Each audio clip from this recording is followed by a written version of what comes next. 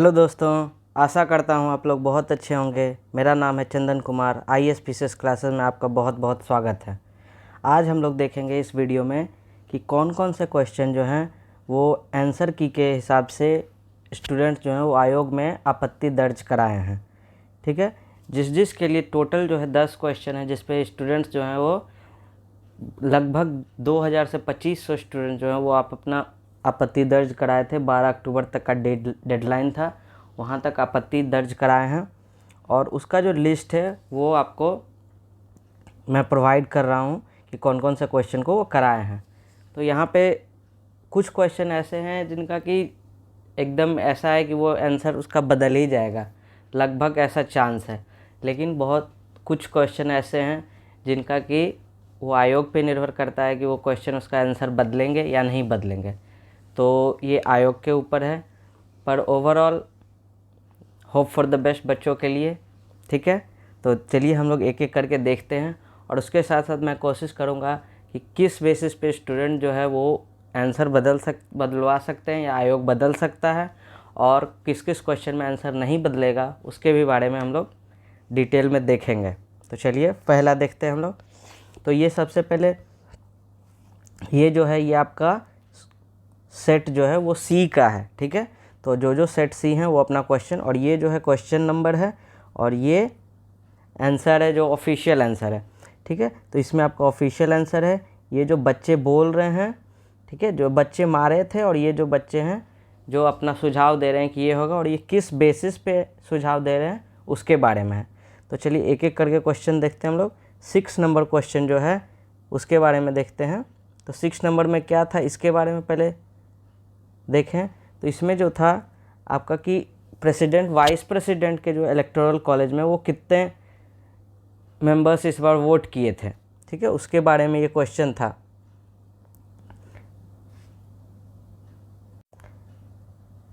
हाँ, तो exact question था आपका कि electoral college for the 16th vice presidential election of India for 2022 consist of how many members. तो यहाँ जो है बोला गया है कि 16वीं जो वाइस प्रेसिडेंट का जो इलेक्शन भी हुआ उसमें कितने मेंबर वोट किए थे। तो यहाँ बच्चों के द्वारा बोला जा रहा है कि टोटल जो सीट्स हैं, ये राज्यसभा में ये लोकसभा में, वो दोनों का ऐड करके 790 है। ठीक है, और वो अपना दे रहे हैं आपका यहाँ लक्ष्मीकांत के द्वारा ये चैप्टर नंबर और पेज नंबर कुछ बताया जा रहा है जिनको वो अटैच किए हैं। बट ये जो क्वेश्चन है जिसका कि कह रहे हैं, तो ये आपका ऑफिशियल आंसर की से ये सही आंसर है। ठीक है, क्यों? तो मैं भी उसका भी अभी आपको प्रूफ देता हूँ, बस एक सेकंड रुकिए। तो उसका देखिए प्रूफ, ये जो है ये जो है आपका इलेक्शन कमीशन ऑफ इंडिया का जो है वो नोटिफिकेशन जब जारी किया गया था वाइस प्रेसिडेंट के इलेक्शन के लिए, उसमें दिया गया है साफ साफ कि for 2022 16th vice presidential election the electoral college consist of 233 elected members of Rajya Sabha, 12 nominated member of Rajya Sabha and 543 elected member of Lok Sabha. ठीक है, तो टोटल जो electoral college comprises of total 788 members of both houses of parliament. तो इसका बदलने का कोई chance नहीं लग रहा है मुझे, तो आप ये देख सकते हैं। ठीक है, तो मैं प्रूफ आपको दे दिया हूँ, इलेक्शन कमीशन इंडिया का वेबसाइट से ये लेके मैं आया हूँ। चलिए नेक्स्ट क्वेश्चन देखते हैं कि ये जो है 17 नंबर का क्वेश्चन, इसमें क्या बोला गया था। तो इसमें बोला गया था कि 7 निश्चय 2 जो है, ठीक है, choose the option which is not part of 7 निश्चय 2 स्कीम ऑफ बिहार। ठीक है, बिहार के 7 निश्चय 2 में कौन सा स्कीम नहीं है। तो इसका आंसर जो है बहुत बच्चे जो हैं, सारे बच्चे लगभग मारे हैं airways to everyone, airways to everyone, लेकिन आयोग का जो आंसर है इरिगेशन वाटर टू एवरीवन। ठीक है, तो ये जो कि है ये बदलने का पूरा आसार है, ये बदला जा सकता है क्योंकि बजट में जो है वो साफ साफ लिखा हुआ था कि 7 निश्चय 2 में कौन कौन से होंगे। तो चलिए हम लोग देखते हैं 7 निश्चय 2 में कौन कौन से निश्चय थे। तो देखिए, युवा शक्ति, बिहार की प्रगति, सशक्त महिला, सक्षम महिला, हर खेत तक पानी, यहाँ देखिए इरिगेशन, स्वच्छ गांव, समृद्ध गांव, स्वच्छ शहर, विकसित शहर, कनेक्टिविटी होगी और आसान, सबके लिए स्वास्थ्य सुविधा। ठीक है, तो ये थे 7 निश्चय 2 के सारे कौन कौन से ऑब्जेक्टिव्स थे लेकिन इसमें कहीं भी एयरवेज के बारे में नहीं दिया हुआ है। तो आप समझ सकते हैं कि ये जो क्वेश्चन है बहुत आसान है कि इसको बदला जा सकता है। चलिए, तो 1 नंबर जिन जिन का ये सही है वो आप 1 नंबर ऐड कर सकते हैं अपने में। चलिए नेक्स्ट 19 नंबर क्वेश्चन देखते हैं। 19 में क्या था? तो 19 में आपका था कि इसमें से कौन सा which statement is not true about the poverty estimates based on 68th round of NSSO। ठीक है, NSSO का 68th राउंड का में से कौन सा जो है कथन वो सही नहीं है इसके द्वारा।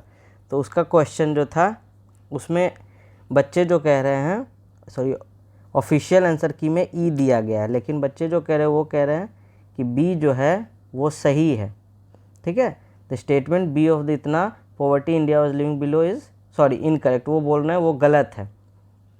ठीक है, तो जो कि मेरे ख्याल से वो गलत है। ठीक है, क्योंकि एस्टिमेट में जो दिया गया था उसमें आपको ये भी मैं दिखाता हूँ। देखिए, the percentage of persons below the poverty line in 2011-12 has been estimated at 25.7% जो रूरल एरिया में और 13.7% अर्बन एरिया में। ये 2011-12 में ही आपका 68th NSSO रिपोर्ट आया था। सो इसमें कंफ्यूज ना होइएगा। ठीक है, पर इसमें एग्जैक्ट ये नहीं दिया गया था ओवरऑल के बारे में। हाँ, ठीक है, वो मुझे मिल नहीं पाया, तो उसके लिए मैं कोशिश करता हूँ, अगर मिले तो मैं डिस्क्रिप्शन में अटैच कर दूँगा। ठीक है, तो ये जो है उनका कहना है वो गलत है। ठीक है, और दूसरा जो है, लेकिन और ये जो ऑप्शन है आयोग के द्वारा ई दिया गया है, क्योंकि और जो दूसरे ऑप्शन हैं वो भी हो सकते हैं, उसमें से कुछ आयोग जो है वो NSSO रिपोर्ट को अच्छे से मे भी रीड करे या फिर कुछ गड़बड़ हो सकता है। उसके ये जो है एग्जैक्ट इसका बदलेगा या नहीं बदलेगा ये आयोग पे निर्भर करता है। ठीक है, चलिए 21 नंबर देखते हैं। तो 21 नंबर का जो क्वेश्चन था वो था आपका कि प्रधानमंत्री कृषि सिंचाई योजना में कौन सा नहीं है। ठीक है, जो उसके बारे में कौन सा गलत है। तो दिया हुआ था आपका enhancement of recharging of aquifers, rain water harvesting के लिए दिया हुआ था, रिपेयर और रेनोवेट वाटर बॉडीज़ के लिए, और कंस्ट्रक्शन ऑफ वेल। तो इसमें दिया गया है आपका आयोग के द्वारा कि कंस्ट्रक्शन ऑफ वेल नहीं था, लेकिन स्टूडेंट्स जो हैं वो ई का मांग कर रहे हैं, ई। ठीक है, तो किस बेसिस पे कर रहे हैं, उनका कहना है कि ई जो है ऑप्शन होगा, क्योंकि वो चारों का चारों जो है, ठीक है, वो सही है। उनका कहना है कि चारों का चारों सही है। और ये प्रधानमंत्री कृषि सिंचाई योजना का जो वेबसाइट है उससे अटैच करके डॉक्यूमेंट्स भेजे हैं। सारा डॉक्यूमेंट जो है वो आयोग के पास भेजा गया है, उसे आयोग जो है अपने संज्ञान में लेगा और उससे फिर जो ऑफिशियल आंसर किया आएगा, जो कि फाइनल आंसर किया होगा, उसमें देखिए क्या होता है। ठीक है, तो ये था। तो इसमें आपको क्या दिया गया है ये भी मैं भी दिखाता हूँ कि मेजर ऑब्जेक्टिव ऑफ प्रधानमंत्री कृषि सिंचाई योजना जो है वो investments in irrigation at the field level, expand cultivable area under assured irrigation और improve on farm water use efficiency to reduce wastage of water. ठीक है, तो पानी को कम वेस्ट करने के लिए जो भी तकनीक यूज़ किया जाए उसके लिए किया गया है। फिर precision irrigation and other water saving technologies, तो जितने भी वाटर सेविंग टेक्नोलॉजीज़ हैं ये एक ब्रॉड पर्सपेक्टिव हो गया। इसको अगर आयोग मानना चाहे तो वाटर सेविंग टेक्नोलॉजीज़ के लिए अलग अलग मान सकता है, तो वो उसके ऊपर है। तो इस क्वेश्चन को आप अपने हिसाब से समझ सकते हैं, लेकिन 14-15 का आप वेट कीजिए जब तक रिज़ल्ट नहीं आता है। चलिए नेक्स्ट देखते हैं 23 क्वेश्चन के बारे में। तो 23 में था कि NPS नेशनल पेंशन स्कीम के बारे में। ठीक है, उसमें से कौन कौन सा कथन जो था या कौन सा कथन सही था, तो इसके द्वारा दिया गया है, ऑफिशियल आंसर की के द्वारा दिया गया है सी।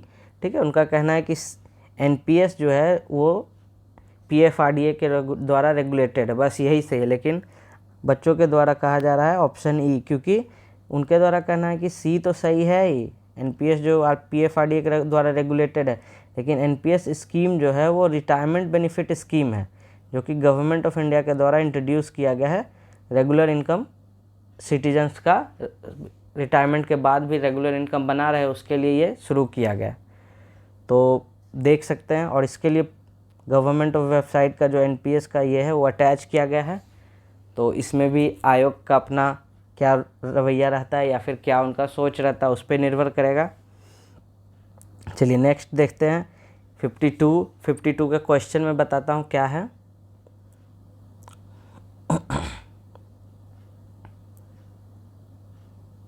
तो 52 का क्वेश्चन था कि addition of salt to pure water increases the boiling point of water and decreases the freezing point of water. और दूसरा स्टेटमेंट था when methyl alcohol is added to water boiling point of water decreases. तो उसका सही answer जो official answer की आयोग के द्वारा प्रोविजनल दिया गया उसमें दिया गया कि बोथ 1 और 2 जो है वो सही आंसर है, लेकिन स्टूडेंट के द्वारा कहा जा रहा है कि सिर्फ एक जो है वो सही है, और वो क्लास 11th के एनसीईआरटी बुक में दिया गया है। वो बता रहे हैं कि उसमें दिया गया है, उसके द्वारा ये जो है सिर्फ ऑप्शन 1 जो है वो सही होगा।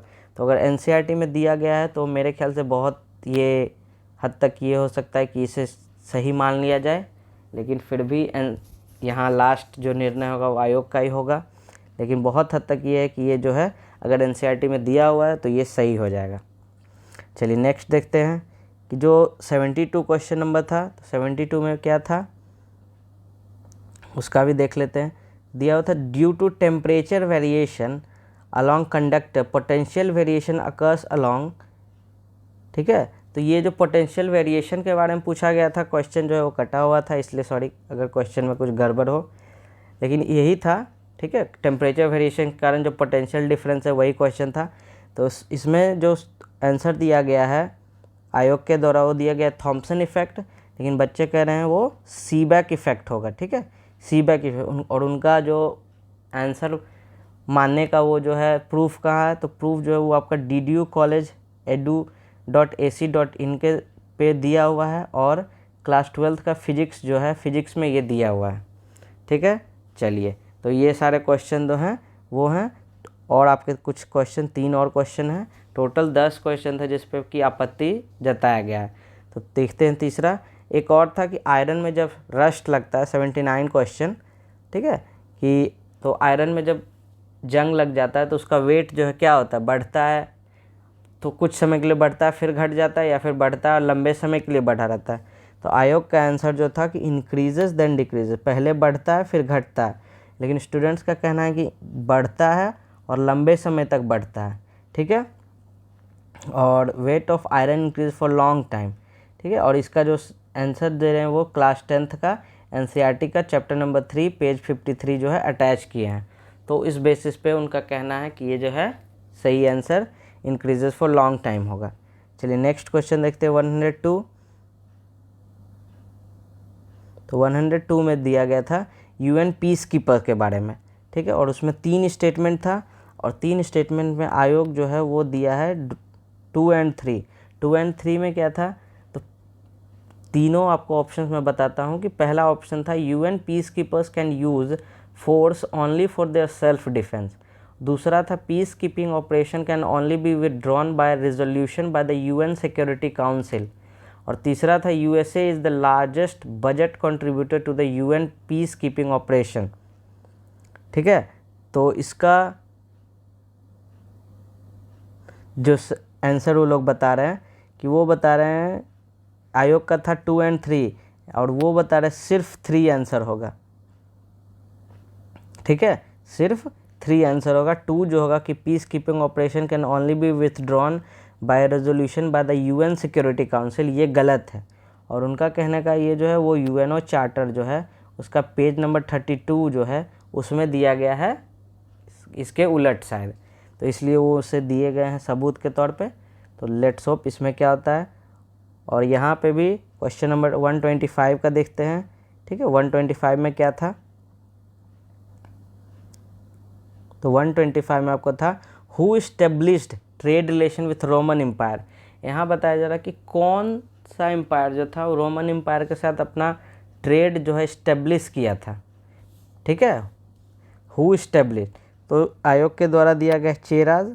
ठीक है, और स्टूडेंट जो कह रहे हैं वो कुशांस कह रहे हैं, और वो जो है वो आपको कह रहे हैं RS शर्मा एक ऑक्सफोर्ड यूनिवर्सिटी में भी शायद उनका बुक चलता है, उसमें पेज नंबर 196 और 214 जो कि एंशियंट हिस्ट्री में है, और दूसरा एनसीईआरटी में जो एंशियंट हिस्ट्री का बुक है आर एस शर्मा में, दोनों में उस पर दिया गया है कि चेरा। बट यहाँ पे ये भी हो सकता है चेरा सिर्फ यहाँ उनके द्वारा दिया कि चेरा जो है वो सबसे पहले शुरू किया हो, और कुषाण जो है बच्चे मान रहे हो मे बी कि वो बड़ा लार्ज स्केल पे ट्रेड शुरू किया हो, और छोटा स्केल पे चेरा किया हो तो बुक में ना हो। तो इस ये क्वेश्चन पे भी आपत्ति, जो भी होगा लास्ट निर्णय आयोग का ही होगा। तो आई होप आपको ये अच्छे से समझ में आया हो कि कौन सा क्वेश्चन जो है वो किस बेसिस पे आयोग में आपत्ति के लिए दिया गया है। ठीक है, तो अगर ये वीडियो आपको थोड़ा भी हेल्पफुल लगा हो, कि आपके कुछ हेल्प किया हो थोड़ा भी, तो प्लीज़ चैनल को शेयर और सब्सक्राइब करना ना भूलें। चलिए, धन्यवाद।